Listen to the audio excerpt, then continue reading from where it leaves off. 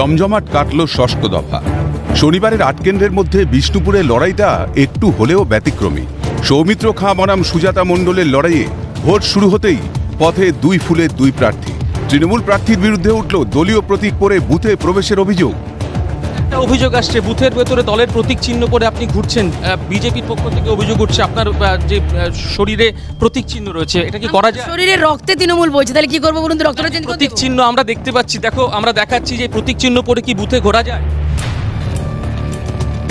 দেখুন, প্রতীক চিহ্নটা তো আমি সাথে নিয়েই ঘুরছিলাম। আমি সবসময় একটা জিনিস বিশ্বাস করি, যেটা হলো আমার সুজাতা মানেই তৃণমূল, আর তৃণমূল মানেই সুজাতা। আমার অন্তরে হৃদয়ে তৃণমূল কংগ্রেস। তো এখানে বিজেপি কি বলছে না বলছে আমার কোনো যায় আসে না। নির্বাচনী নিয়ম ভঙ্গের অভিযোগ উঠতেই ডিফেন্সে খেললেন সুজাতা। পাল্টা নির্বাচনী বিধি নিয়ে কাঠগড়ায় তুললেন বিজেপি প্রার্থীকে। ২৩শে মে সন্ধ্যে ৬টার সময় অফিসিয়াল প্রচার শেষ হওয়ার পরেও বিজেপি প্রার্থী তিনি কি করে ফেসবুক লাইভে এসে নিজের আত্মপ্রচার করছিলেন আর তৃণমূলীতে গালিগালাজ করছিলেন? এটাতে প্রার্থী পারে প্রতীক চিহ্ন পরে একেবারে বুথের ভেতরে প্রবেশ করতে প্রার্থী পারে? এটা না আবার আর কি আছে? আমি মানে তো তৃণমূল, মানে এই তো এখানে যে লেখা রয়েছে অল ইন্ডিয়া তৃণমূল কংগ্রেস, তাহলে কি করবেন? মানে আমি আমার আইডি কার্ডটা নিয়ে ঢুকবো না? এই দেখুন, উনি নিজেই আমার হয়তো প্রচার করছেন। এটা দেখিয়ে দিই ভালো করে আপনাদেরকে।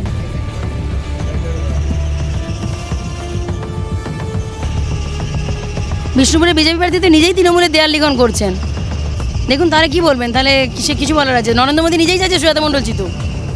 আসলে আমি একটা কথাই বলবো, তৃণমূল কংগ্রেসের কিছু কিছু জায়গায় সংগঠন আছে, কিছু জায়গায় ছাপ্পা করতে পারছেন, এটাই ব্যাপার। তাছাড়া সুজাতাকে নিয়ে চিন্তিত না, ও একটু ওইভাবে প্রচারে থাকতে ভালোবাসে। এই যাবো, হই করবো প্রচার। সুজাতা মণ্ডলের পরনে দলীয় প্রতীক।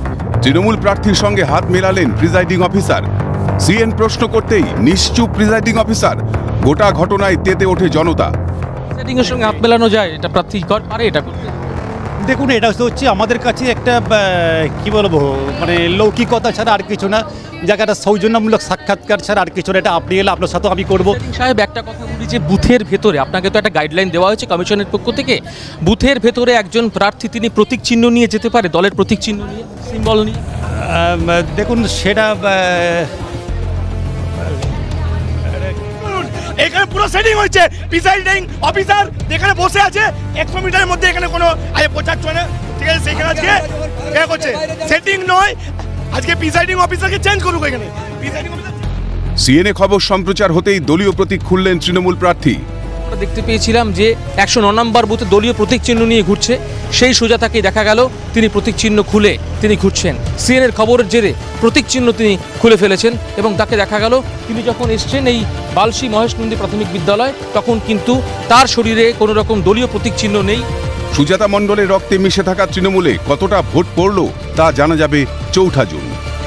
শুভময় দাসের সঙ্গে রাজা সাহা, ক্যালকাটা নিউজ, বিষ্ণুপুর।